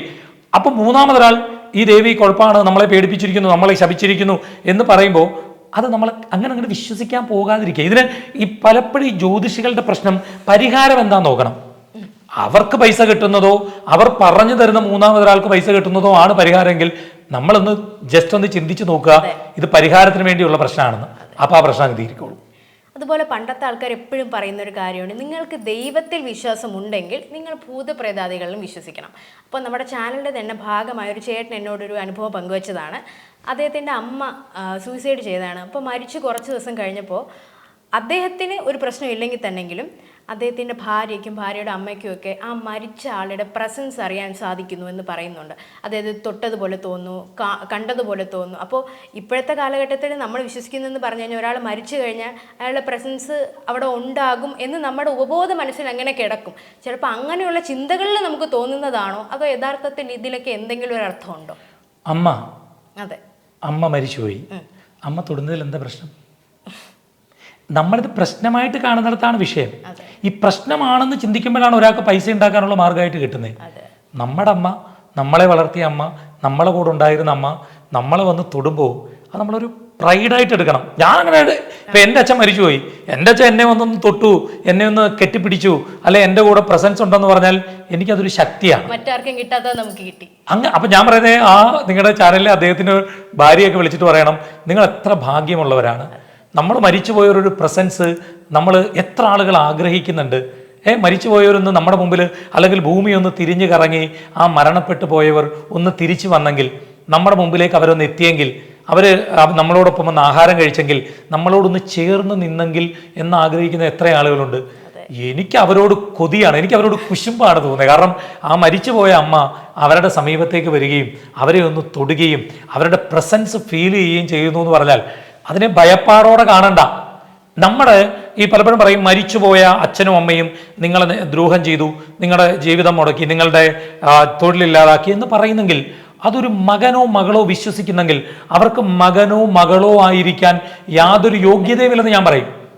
കാരണം പുത്രൻ പുത്രി എന്ന വാക്കിന്റെ അർത്ഥം പുംനാമ നരകാതത്രായതേ ഇതി പുത്രക എന്നാണ്. അച്ഛനും അമ്മയ്ക്കും വയ്യാതിരിക്കുന്ന സമയത്ത് അവർക്ക് തോന്നണം, എൻ്റെ മകൻ എന്നെ നോക്കിക്കോളും, എൻ്റെ മകൾ എന്നെ നോക്കിക്കോളും, അവർക്ക് അതിനുള്ള കഴിവുണ്ട്, ആരോഗ്യമുണ്ട്, സമ്പത്തുണ്ട്, മനസ്സുണ്ടെന്ന് എപ്പോൾ തോന്നുന്നു അപ്പോഴേ പുത്രനാവും. ജീവിച്ചിരിക്കുമ്പോൾ അവരെ നല്ലതുപോലെ നോക്കണം. നമുക്ക് വേണ്ടി ജീവിതത്തിലെ സുഖങ്ങൾ വേണ്ടെന്ന് വെച്ചവരാണ് നമ്മുടെ അച്ഛനമ്മയും. ചിലപ്പോൾ പലർക്കും പല കുറ്റങ്ങളും അച്ഛനമ്മമാരെ പറ്റി പറയാനൊക്കെ ഉണ്ടാവാം. പക്ഷെ നമുക്ക് വേണ്ടി, ഞാൻ എവിടെയോ വായിച്ചാണ്, ഒരു അമ്മയുടെ പ്രസവ വേദന എന്ന് പറഞ്ഞാൽ മരണത്തിന് തൊട്ടു മുമ്പിൽ നിന്നിട്ടാണ് ആ അമ്മ നമുക്ക് ജീവൻ തരുന്നത്. ആ അമ്മയെ നമ്മളുടെ അമ്മയുടെ കയ്യിലിരിക്കുമ്പോൾ ആ അമ്മ നമ്മൾ ഉറങ്ങിക്കിടക്കുകയാണെങ്കിൽ ആ അമ്മയുടെ കയ്യിലേക്കൊരു കൊതുക് വന്ന് കടിച്ചാൽ അമ്മ ആ കൊതുകിനെ ഒന്ന് അടിച്ചാൽ എൻ്റെ കുഞ്ഞുണരുമോ എന്ന് പേടിച്ചുകൊണ്ട് അതിങ്ങനെ സഹിച്ചിരിക്കും. അതിന് കൊതുക് നല്ലതിനും കുറച്ച് ഇതുള്ള ജീവിയാണെങ്കിൽ പോലും, മരിച്ചു പോകുന്ന ജീവികളല്ല ഞാൻ പറയുന്നത്, അങ്ങനെ ഇരിക്കുന്ന ആളാണ് അമ്മ. ആ അമ്മ മരിച്ചു പോയി കഴിയുമ്പോൾ അവരുടെ പ്രസൻസ് വരട്ടെന്നേ. അല്ലാതെ അവർ വന്നിട്ട് നമ്മുടെ കല്യാണം മുടക്കുന്നു എന്ന് പറയുമ്പം ഒരു മന്ത്രവാദിയെ എടുത്തുപോയി ആ അമ്മയെ പിടിച്ചിരുത്താനും അവരെ ഇരുത്താനും പോകുന്ന മക്കളോട് എനിക്ക് താല്പര്യമില്ല. ഇത് കേൾക്കാൻ ആരും എൻ്റെ അടുത്ത് വരികയും വേണ്ട. ഇതാണ് ജ്യോതിഷമെങ്കിൽ, മരിച്ചുപോയ അച്ഛനും അമ്മയും വന്നിട്ട് നിങ്ങളുടെ ജോലി തടസ്സപ്പെടുത്തുന്നു, നിങ്ങളുടെ വീട് മുട്ടിക്കുന്നു, നിങ്ങളുടെ വീട് പണി തടസ്സപ്പെടുത്തുന്നു, നിങ്ങളുടെ കല്യാണം മുടക്കുന്നു എന്ന് പറയുന്നതാണ് ജ്യോതിഷം എന്ന് നിങ്ങൾ വിശ്വസിക്കുക. നിങ്ങൾ എൻ്റെ അടുത്ത് വരണ്ട, ഞാനത് പറയില്ല. ഞാൻ എൻ്റെ പറച്ചിൽ അച്ഛനും അമ്മയും ജീവിച്ചിരിക്കുമ്പോൾ നിങ്ങൾ നോക്കണം. മരിച്ചു കഴിഞ്ഞ് അവർക്ക് വേണ്ടി ബലികർമാദികൾ നടത്തണം, അവരെ ഓർത്ത് പ്രാർത്ഥിക്കണം. ബലികർമ്മം നടത്തുമ്പോൾ അവർ നമുക്ക് ചെയ്തു തന്ന നന്മകളെ പറ്റി നമ്മൾ ഓർക്കണം, എത്ര നന്മകൾ ചെയ്തിട്ടുണ്ടെന്ന്. അതുകൊണ്ട് മരിച്ചുപോയ ഒരമ്മയോ അച്ഛനോ നമ്മളുടെ ശരീരത്തെ സ്പർശിക്കുന്നുവെങ്കിൽ, നമ്മുടെ അടുത്തേക്ക് വരുന്നുവെങ്കിൽ, നമ്മളെ അവർ കെട്ടിപ്പിടിക്കുന്നെങ്കിൽ, നമ്മൾ ആഹാരം കഴിക്കുമ്പോൾ അവിടെ അടുത്തുണ്ടെന്നുള്ളൊരു ഫീല് നമുക്കുണ്ടാകുന്നെങ്കിൽ, ഞാൻ മനസ്സിലാക്കുന്നത് ഏറ്റവും പുണ്യം ചെയ്ത മക്കളാണ് നിങ്ങൾ. പക്ഷെ അത്ര പുണ്യം എനിക്ക് കിട്ടിയിട്ടില്ല, എനിക്ക് ഈ അനുഭവം ഇതുവരെ വന്നിട്ടില്ല. പക്ഷെ ഞാൻ ആഗ്രഹിക്കുന്നു അങ്ങനെ ഒരു അനുഭവം വരാൻ, അങ്ങനെ ഒരു അനുഭവം വരണേ എന്ന് ഞാൻ ആഗ്രഹിക്കുന്നു. അതുകൊണ്ട് അതിനെ പോസിറ്റീവായിട്ട് എടുക്കുക. അല്ലാതെ മരിച്ചു കഴിഞ്ഞാൽ അമ്മ കല്യാണം മുടക്കുന്നു എന്ന് പറഞ്ഞിട്ട് അവരെ ഇരുത്താൻ നടക്കുന്ന മക്കളോട് എനിക്ക് പുച്ഛമാണ്. ആ പുച്ഛത്തെ നിങ്ങൾ ജ്യോതിഷത്തിനെതിരാണെന്ന് വ്യാഖ്യാനിച്ചാൽ എനിക്കൊന്നുമില്ല. അങ്ങനെ വിശ്വസിക്കുന്നവർ എൻ്റെ അടുത്ത് വരണ്ട, അത് കേൾക്കാൻ എൻ്റെ അടുത്ത് വരേണ്ട, പ്രശ്നം തീർന്നല്ലോ. ഞാൻ പരസ്യം ചെയ്ത് ആരോടും എൻ്റെ അടുത്ത് വരണമെന്ന് പറയുന്നില്ല. നല്ല മനസ്സുള്ളവർ, ഞാൻ പറയുന്നതിൽ കാര്യമുണ്ടെന്ന് തോന്നുന്നവർ വന്നാൽ മതി. ഇത് കേൾക്കാനാണ് ചിലർ, എന്നാ ഇയാൾക്ക് വിശ്വാസം ഇല്ലെങ്കിൽ ഇത്. എടോ, ഞാൻ പറയുന്നത് വിശ്വാസത്തിൽ നിന്നുകൊണ്ടാണ്. പുത്രൻ എന്ന് പറയുന്നതിന് അർത്ഥം വ്യാഖ്യാനിച്ചാണ് ഞാൻ സംസാരിക്കുന്നത്. അതുകൊണ്ട് അമ്മയുടെ പ്രസൻസിനെ പോസിറ്റീവായിട്ട് എടുക്കാൻ പറ. ഓക്കെ. അപ്പോൾ ഇന്നത്തെ കാലഘട്ടത്തിൽ ഒരുവിധത്തിലുള്ള എല്ലാ മേഖലകളും പഠിക്കാൻ കുട്ടികൾക്ക് താല്പര്യമുണ്ട്. പണ്ടൊക്കെയാണ് ഈ SLC അല്ലെങ്കിൽ +2 കഴിഞ്ഞ് എഞ്ചിനീയറിംഗ്, ഡോക്ടർ, ഡിഗ്രി ഇത് മാത്രം. ഇപ്പോൾ ഡിഗ്രിയിൽ തന്നെ ഒത്തിരി കാര്യങ്ങൾ പഠിക്കാൻ കുട്ടികൾ ഭയങ്കരമായിട്ടുള്ള ആഗ്രഹമുണ്ട്. അപ്പോൾ ഈ ജ്യോതിഷം പഠിക്കാനും ആഗ്രഹമുള്ള ഒത്തിരി ആൾക്കാർ കാണും. അപ്പോൾ അവർക്ക് എന്തൊക്കെ അവസരങ്ങളാണ് ഇപ്പോഴത്തെ ഒരു രീതിയിലുള്ളത്? ഇഷ്ടംപോലെ തിരുവനന്തപുരത്ത് സംസ്കൃത കോളേജിലുണ്ട്, ഗവൺമെന്റിന്റെയാണ് സംസ്കൃത കോളേജിൽ കോഴ്സുണ്ട്. പിന്നെ ഒത്തിരി യൂണിവേഴ്സിറ്റീസുകളുണ്ട്. പക്ഷെ കേരളത്തിൽ ഇതേ ഉള്ളൂ. പിന്നെ പുറത്തുള്ള യൂണിവേഴ്സിറ്റികളുണ്ട്. ഇതിൽ PhD വരെ എടുക്കുന്ന ആളുകളുണ്ട്. പഠിക്കട്ടെ എല്ലാവരും. പക്ഷെ എനിക്ക് ഒറ്റ അഭ്യർത്ഥനയേ ഉള്ളൂ, ഇതൊരു നല്ല ഒരു കാര്യമാണ് ജ്യോതിഷം. പാരമ്പര്യമായി ഞങ്ങളുടെ ഒരു പാരമ്പര്യമായിട്ടുള്ള കാര്യമാണ്, എല്ലാവരും പഠിച്ചോട്ടെ. പക്ഷേ ഇത് സമൂഹത്തിൻ്റെ വിശ്വാസികളുടെ നന്മയ്ക്കായിട്ടുള്ള ഒരു കാര്യമാണ്. ഒരു ആത്മഹത്യയുടെ മുൻപിൽ നിൽക്കുന്ന, ജീവിതത്തിൽ തകർന്നു നിൽക്കുന്ന ഒരാളെ ജീവിതത്തിലേക്ക് കൈപിടിച്ചുയർത്താനുള്ളതാണ് ജ്യോതിഷം. മരണത്തിൽ മുമ്പിൽ നിൽക്കുന്ന ഒരാളെ ജീവിതത്തിലേക്ക് കൊണ്ടുവരാനുള്ളതാണ് ജ്യോതിഷം. ഇതിനെ അങ്ങനെ ഉപയോഗിക്കണം. ഒരു ജ്യോത്സ്യൻ്റെ അടുത്തേക്ക് ഒരാൾ വരുന്നത് ഒരിക്കലും അയാൾക്ക് ലോട്ടറി കിട്ടി എന്ന് പറയാൻ വരില്ല, അയാൾക്ക് ശമ്പളം കൂടി കിട്ടി എന്ന് പറയാൻ വരില്ല. വലിയ പ്രതിസന്ധിയുമായാണ് ഒരു ജ്യോത്സ്യൻ്റെ സമീപത്തേക്ക് ഒരാൾ വരുന്നത്. അയാൾക്ക് കൂടുതൽ പേടിപ്പെടുത്തലല്ല നൽകേണ്ടത്, പകരം അയാൾക്ക് ആശ്വാസം കൊടുക്കണം, ഹീലിംഗ് കൊടുക്കണം. അതാണ് ജ്യോതിഷത്തിൻ്റെ ഉദ്ദേശം. അങ്ങനെ ഇത് പ്രാക്ടീസ് ചെയ്താൽ ഇതിനൊരു അവസാനം ഉണ്ടാകില്ല. എന്നും ഇത് പ്രാക്ടീസ് ചെയ്യാം. കാരണം എന്നും ആളുകൾക്ക് പേടിയുണ്ട്, എന്നും ആളുകൾക്ക് വിഷമമുണ്ട്, എന്നും ആളുകൾക്ക് ആശങ്കയുണ്ട്, എന്നും ഇവിടെ വിശ്വാസികളുണ്ട്.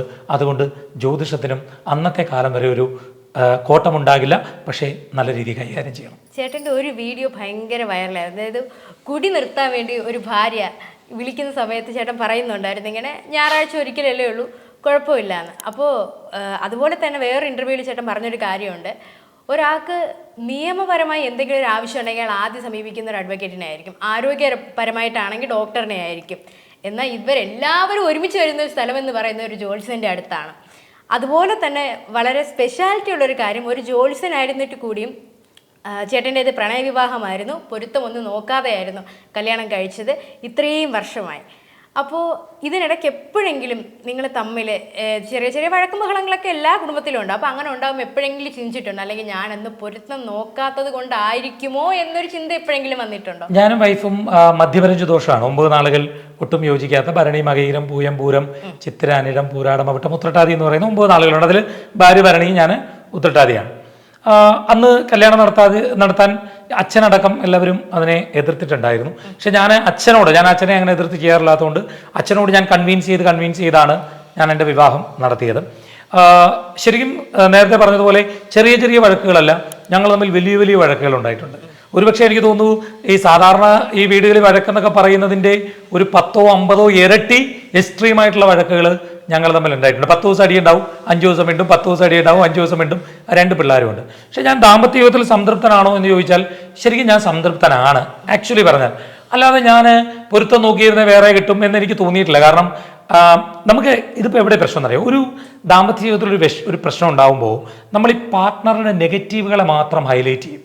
അവരങ്ങനെയാണ്, അവരെ കൊണ്ടൊന്നിനും കൊള്ളത്തില്ല, അവരെന്നും ഇങ്ങനെയാണ് എന്ന് പറഞ്ഞിട്ട് അങ്ങനെ അവരുടെ നെഗറ്റീവ് മാത്രമാണ് നമ്മൾ ചിന്തിക്കുന്നത്. പക്ഷെ നമ്മളൊരു അല്പസമയം ഇവരുടെ പോസിറ്റീവ്സിനെ ഒന്ന് ഹൈലൈറ്റ് ചെയ്യാൻ ശ്രമിച്ചാൽ പല ദാമ്പത്യ ജീവിതങ്ങളും നല്ലതുപോലെ പോകും. എല്ലാ മനുഷ്യനും പോസിറ്റീവ്സും നെഗറ്റീവ്സും ഉണ്ട്.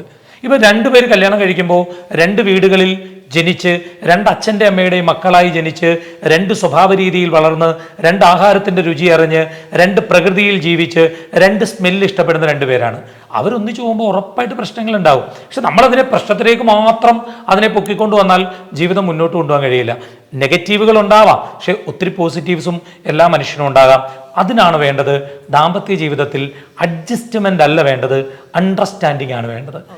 മനസ്സിലാക്കി ജീവിക്കാൻ പറ്റിയാൽ ജീവിക്കാൻ കഴിയും. അങ്ങനെ ജീവിക്കുന്ന ഒരാളാണ് ഞാൻ. അതുകൊണ്ട് എനിക്ക് ഒരു കുറ്റബോധവും ആ കാര്യത്തിൽ ഇന്നേ വരെ തോന്നിയിട്ടില്ല.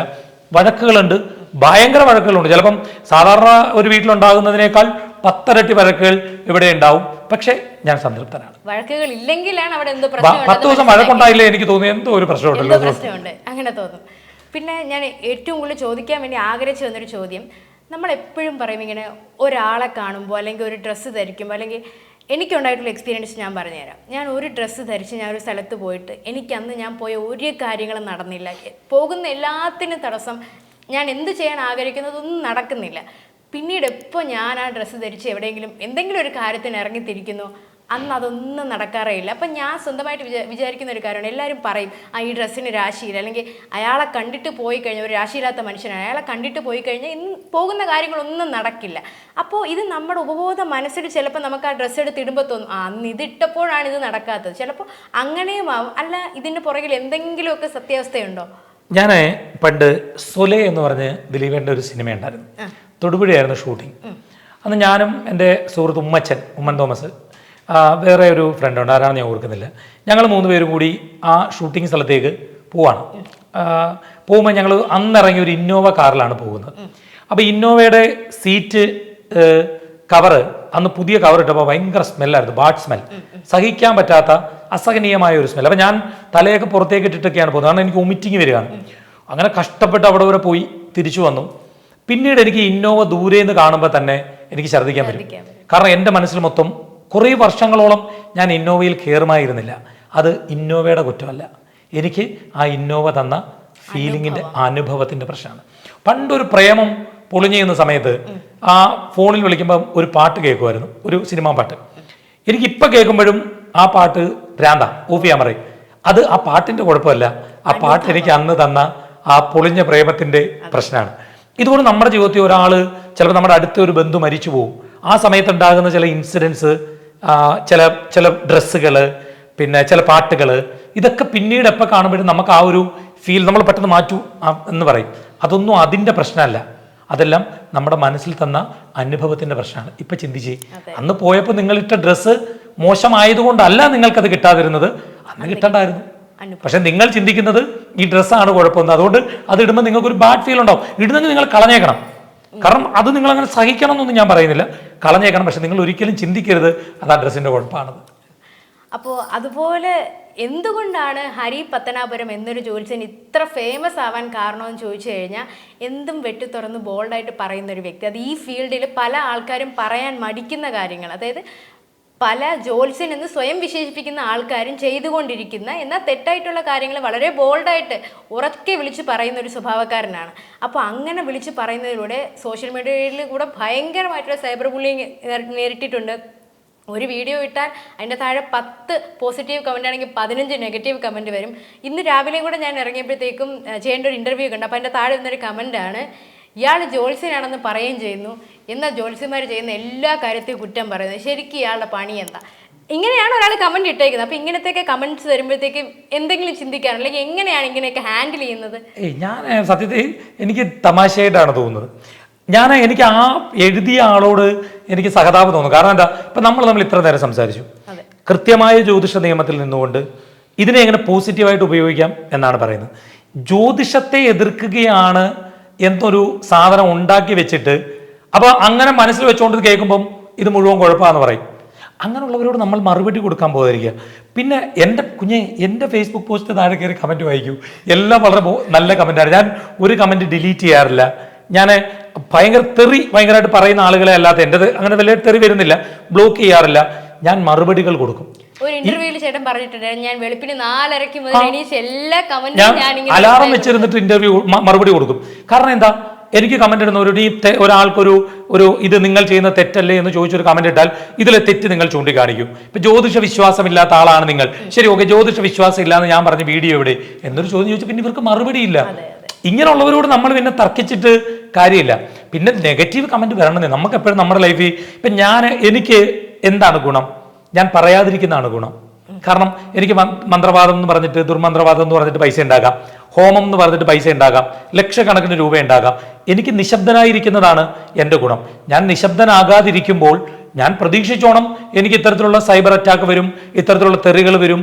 ഇത് കേൾക്കാൻ തയ്യാറാണെങ്കിൽ മാത്രമേ ഞാനിത് പറയാവൂ, ഇല്ലെങ്കിൽ പിന്നെ ഞാൻ മിണ്ടരുത്. അല്ലാതെ എല്ലാവരെ കൊണ്ടും അങ്ങ് നീ നല്ലവനാണെന്ന് പറയിക്കാൻ ഞാൻ ശ്രമിച്ചാൽ ഞാൻ ലൈഫിൽ പരാജിതനാണ്. ഒരാളെ കുറിച്ച് ലോകത്തുള്ളവരെല്ലാം നിങ്ങൾ നല്ലതാന്ന് പറഞ്ഞാൽ അയാൾ നിർഗുണനാണെന്നാണ് അതിന്റെ അർത്ഥം. അയാൾക്കൊരു ഗുണവും ഇല്ലെന്നാണ്. മോദിയുടെ താഴെ മോശം കമന്റ് വരുന്നില്ലേ? എന്ന് വെച്ചാൽ പുള്ളി പ്രധാനമന്ത്രി സ്ഥാനം രാജിവെക്കുന്നുണ്ടോ? പിണറായി വിജയന്റെ താഴെ നെഗറ്റീവ് കമന്റ് വരുന്നില്ലേ? മുഖ്യമന്ത്രി സ്ഥാനം രാജിവെക്കുന്നുണ്ടോ? മോഹൻലാലിന് താഴെ നെഗറ്റീവ് കമന്റ് വരുന്നില്ലേ? മമ്മൂട്ടിക്ക് താഴെ വരുന്നില്ലേ? ഇതൊന്നും അല്ലാത്ത എനിക്ക് കുറച്ച് കിട്ടട്ട് കുട്ടി, അവര് മാത്രം ജീവിച്ചാൽ മതി, അവര് മാത്രം പ്രശസ്തരായാൽ മതിയോ? കാരണം നമുക്ക് വരട്ടെ, കുറച്ച് നമ്മൾ ഫേമസ് ആവട്ടെ. ഓക്കെ. പിന്നീടുള്ളൊരു കാര്യം, ഞാൻ ഈ പണ്ട് സിനിമകളിലൊക്കെ കണ്ടിട്ടുണ്ട്, ഈ വീടിൻ്റെ 4 മുക്കിലുമൊക്കെ മുട്ടയൊക്കെ കുഴിച്ച് വെക്കുന്ന ഒരു സംഭവം. അങ്ങനെ വച്ച് കഴിഞ്ഞാൽ കുടുംബത്തോടുകൂടി എല്ലാവരും മുടിയും അങ്ങനെയൊക്കെ പറയുന്നൊരു കാര്യം കണ്ടിട്ടുണ്ട്. അപ്പോൾ ഇപ്പോഴും അങ്ങനെയൊക്കെ ചെയ്യുന്ന ആൾക്കാരുണ്ടോ എന്ന് എനിക്കറിയില്ല. കാരണം ഇപ്പോഴൊക്കെ ആൾക്കാർക്ക് കൂടുതൽ പേർക്കും വിദ്യാഭ്യാസമൊക്കെ ഉണ്ട്, അവരാരും ഇങ്ങനത്തെ വിശ്വസിക്കുന്ന കാര്യമില്ല. എന്നാലും ഒരു 2 വർഷം മുന്നേ നമുക്ക് നരബലിയൊക്കെ നടന്നപ്പോഴത്തേക്കും നമുക്ക് മനസ്സിലായി ഇത്രയും ബുദ്ധിശൂന്യരായ ആൾക്കാർ കേരളക്കരയിലുണ്ടെന്ന്. അപ്പോൾ ഇപ്പോഴും ഇങ്ങനത്തെ കാര്യങ്ങളൊക്കെ ഉണ്ട്, അല്ലെങ്കിൽ ബ്ലാക്ക് മാജിക്, കൂടോത്തരം, ഇതൊക്കെ സത്യമാണ് എന്ന് വിശ്വസിക്കുന്ന ആൾക്കാരോട് ചേട്ടന് പറയാനുള്ള കാര്യം? അല്ല, അപകടമുണ്ട് അതിൽ. വിശ്വസിക്കുന്നവർ വിശ്വസിച്ചോട്ടെ, വിശ്വസിക്കുന്നില്ലാത്തവർ വിശ്വസിക്കുക. പക്ഷേ എൻ്റെ പോയിന്റ് ഇതാണ്, പല കുടുംബങ്ങളെ ഇത് തകർക്കുന്നുണ്ട്. അത് ഹൈന്ദവ കുടുംബങ്ങളെയാണ് കൂടുതൽ തകർക്കുന്നത്. ഈ ഹിന്ദുക്കൾക്ക് വേണ്ടി വാദിക്കുന്നു എന്ന് പറഞ്ഞ് ഇതിന് താഴെ കമന്റ് ഇടുന്നവരോടാണ് എനിക്ക് സഹതാപം. എടാ, നീ ഹിന്ദുക്കൾക്ക് വേണ്ടിയാണ് വാദിക്കുന്നതെങ്കിൽ നീ മനസ്സിലാക്കുക, പല ഹൈന്ദവ കുടുംബങ്ങളിലെയും അമ്മായിയമ്മയെ മരുമകൾ കൂടുപാത്രം ചെയ്തു എന്ന് പറയുക, മരുമകളെ അമ്മായിയമ്മ കൂടുപാത്രം ചെയ്തതെന്ന് പറയുക, നാട്ടൂന്മാർ തമ്മിൽ കൂടുപാത്രം ചെയ്തു എന്ന് പറയുക. ഇന്നലെ ഒരു മെസ്സേജ് വന്നാണ്, ചേട്ടൻ്റെ അനിയൻ്റെ ഭാര്യകൾ കൂടുപാത്രം ചെയ്തു എന്ന് പറയുക, അമ്മായിയപ്പൻ മരുമകൻ കൂടുപാത്രം ചെയ്തു എന്ന് പറയുക. ഇതൊരു കുടുംബത്തെ തകർക്കാണ്. ഇത് പറയാൻ പാടില്ല. പൈസ ഉണ്ടാക്കാൻ വേണ്ടി നിങ്ങൾ പലതും പറഞ്ഞോളൂ, പക്ഷെ നിങ്ങളൊരു കുടുംബത്തെ തകർക്കാൻ, ഒരു ഹൈന്ദവ കുടുംബത്തെ തകർക്കാൻ, ഒരു വിശ്വാസി കുടുംബത്തെ തകർക്കാൻ നിങ്ങൾ ശ്രമിക്കരുത്. അത് തെറ്റാണ്. അത് ജ്യോതിഷത്തിൻ്റെ പേരിൽ ചെയ്യുന്നത് ഭയങ്കര തെറ്റാണ്, വളരെ മോശമായിട്ടുള്ളൊരു പ്രവണതയാണ്. അതിനെ എതിർക്കും. അതാ ഞാൻ പറഞ്ഞു, എനിക്കിപ്പോൾ ഇനി എന്ത് പ്രശ്നം വന്നാലും ഞാൻ യുദ്ധത്തിനിറങ്ങി നിൽക്കുന്ന ഒരാളാണ്.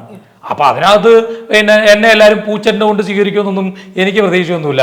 അത് പ്രശ്നങ്ങൾ വരുന്ന അതിനാണല്ലോ പറയുന്നത്. ഞാൻ പറഞ്ഞില്ലേ, പറയാതിരിക്കുന്നതാണ് എനിക്ക് സേഫ്, പറയാതിരിക്കുന്നതാണ് എനിക്ക് സുരക്ഷിതം. ആ സുരക്ഷിതത്വം എനിക്ക് വേണ്ട. തട്ടിപ്പാണ്, ഇത്തരം കാര്യങ്ങൾ കൊണ്ട് പണം മുടക്കരുത്, പ്രത്യേകിച്ച് വിശ്വാസികൾ. പിന്നെ പണം മുടക്കിയേ തീരും എന്നുള്ളവർ പോയിക്കോളൂ, പണം മുടക്കിക്കോളൂ. ഇതെല്ലാം കഴിഞ്ഞ് ദരിദ്രരാകുമ്പോൾ വീണ്ടും വരും. അപ്പം നമ്മളടുത്ത് വഴി പറഞ്ഞുതരാം. ചേട്ടാ, അവസാനമായിട്ടൊരു ചോദ്യം കൂടി. നമ്മുടെ ഇപ്പോഴത്തെ ഒരു കാലഘട്ടത്തിൽ മിശ്ര വിവാഹങ്ങളൊക്കെ ഒത്തിരി കൂടുതലാണ്, അതുപോലെ പ്രണയ വിവാഹങ്ങളും അതിലേക്കാൾ ഏറെ കൂടുതലാണ്.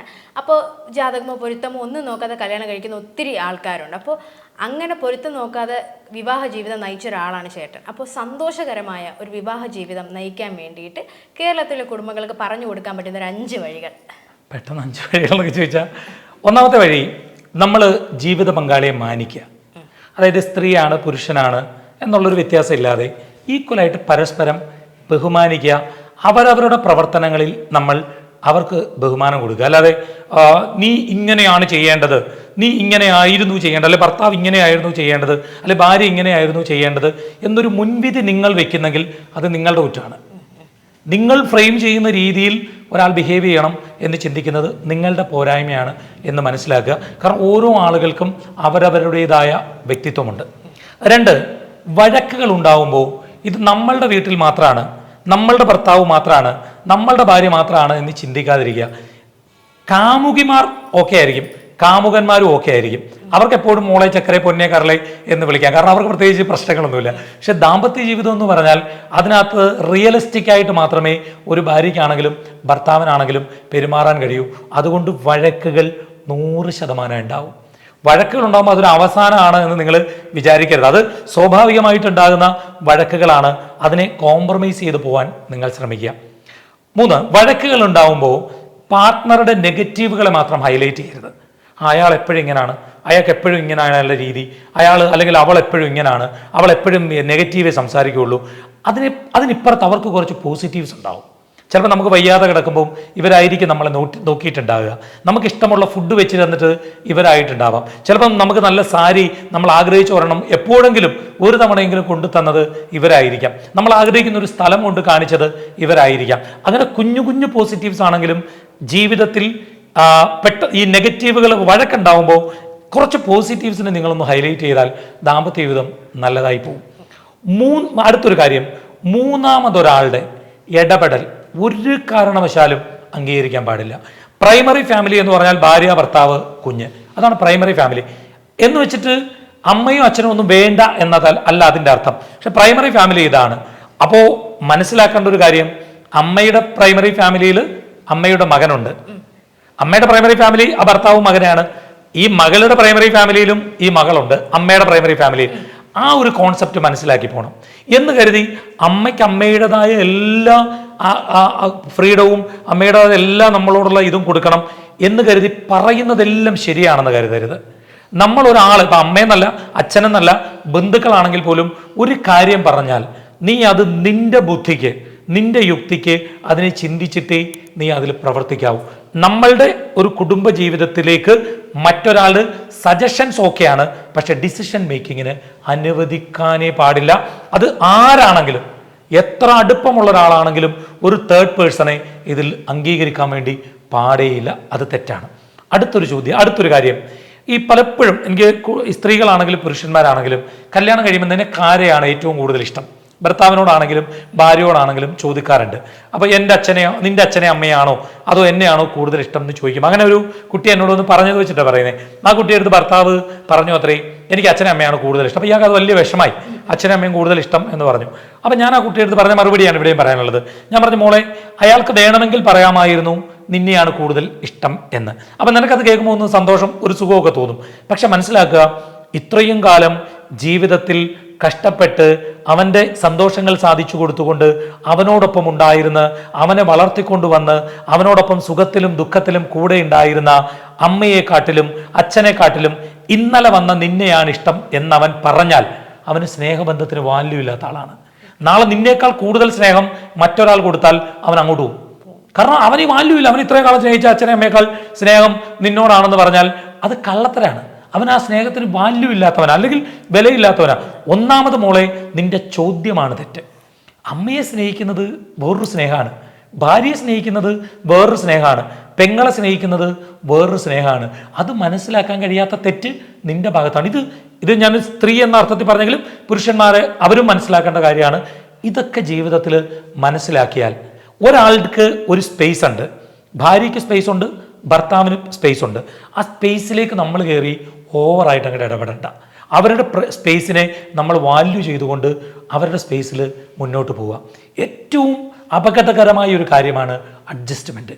ജീവിതത്തിൽ അഡ്ജസ്റ്റ്മെൻറ്റ് തെറ്റാണെന്നാണ് എൻ്റെ അഭിപ്രായം. ഇപ്പം ഞാനും മോളും ഇടയ്ക്ക് ഒരാൾ ഇരിക്കുന്നു എന്ന് വെച്ചു. അപ്പം ഇടയ്ക്കിരിക്കുന്ന ആൾ നമ്മൾ രണ്ടുപേരും മുട്ടാതെ ചിലപ്പോൾ ഇങ്ങനെ അഡ്ജസ്റ്റ് ചെയ്തുകൊണ്ടിരിക്കും. ഒരുപാട് സമയമാണ് ഇരിക്കേണ്ടി വരുന്നതെങ്കിൽ അയാൾക്ക് അങ്ങനെ ഇരിക്കാൻ കഴിയില്ല. പെട്ടെന്ന് അയാൾക്കൊന്ന് നേരെ ഒന്ന് നിവരേണ്ടി വരും. അപ്പോൾ അത് മറ്റുള്ളവർക്ക് ബുദ്ധിമുട്ടുണ്ടാവും, ഇയാൾക്കും ഇങ്ങനെ ഇരിക്കുന്നത് ബുദ്ധിമുട്ടുണ്ടാവും. എന്നാൽ അണ്ടർസ്റ്റാൻഡിങ് ആണ് ഇത്. മോളും മനസ്സിലാക്കണം ഇവിടെ ഇരിക്കുന്ന ആൾക്ക് ബുദ്ധിമുട്ടുണ്ട്, ഞാനും മനസ്സിലാക്കുന്ന ആൾക്ക് ബുദ്ധിമുട്ടുണ്ട്, നടുക്കിരിക്കുന്ന ആൾ നമുക്ക് ബുദ്ധിമുട്ടുണ്ടെന്ന് മനസ്സിലാക്കി അണ്ടർസ്റ്റാൻഡിങ്ങിൽ മുന്നോട്ട് പോയാൽ ജീവിതത്തിൽ വലിയ പ്രശ്നമൊന്നും ഉണ്ടാകില്ല. കഴിവതും അങ്ങനെ പോയാൽ ശരിക്കും ദാമ്പത്യ ജീവിതങ്ങളൊക്കെ എൻ്റെ അറിവിൽ പെട്ടെന്ന് ചോദിച്ചുകൊണ്ടാണ് 5 ഇല്ലെങ്കിൽ ഒരു 1000 എണ്ണം വേണമെങ്കിലും പറയാൻ കിട്ടും. ഈ 5 എണ്ണം ഒരു ജീവിതത്തിൽ പ്രാവർത്തിയാക്കിയാൽ അത്യാവശ്യം എനിക്ക് തോന്നുന്നു കുടുംബജീവിതം ഒന്ന് സംതൃപ്തമായിട്ട് പോകും. ചേട്ടാ വളരെ സന്തോഷം. ചേട്ടൻ ഒരുപാട് തിരക്കുള്ള വ്യക്തിയാണെന്നറിയാം, എന്നാലും ഞങ്ങളോടൊപ്പം ചേട്ടൻ്റെ വിലപ്പെട്ട സമയം ചെലവഴിച്ചതിൽ ഒത്തിരി നന്ദി. ഒരുപാട് നല്ല ചോദ്യമാണ് ഈ കുട്ടി ചോദിച്ചത്. ഞാനത് ഇടയ്ക്കൊരു ബ്രേക്ക് വന്നപ്പോൾ പറയുകയും ചെയ്തു. ആദ്യത്തെ ഇൻ്റർവ്യൂ ആണെന്ന് പറഞ്ഞു, പക്ഷെ നിങ്ങൾക്ക് പറയും ഇത് കേൾക്കുന്നവർക്കും വളരെ മനോഹരമായിട്ടാണ് ഓരോ ക്വസ്റ്റ്യനും ദിവ്യ പ്രസൻറ്റ് ചെയ്തത്. അത് ശരിക്കും എനിക്ക് ആ കുട്ടിയിലൊരു നല്ല ഭാവി ഈ മേഖലയിൽ ഉണ്ടെന്ന് എനിക്ക് തോന്നുന്നു. മോളെ പുത്രയുടെ ഉയരങ്ങളിലേക്ക് പോകാൻ പ്രാർത്ഥിക്കുന്നു. നമസ്കാരം.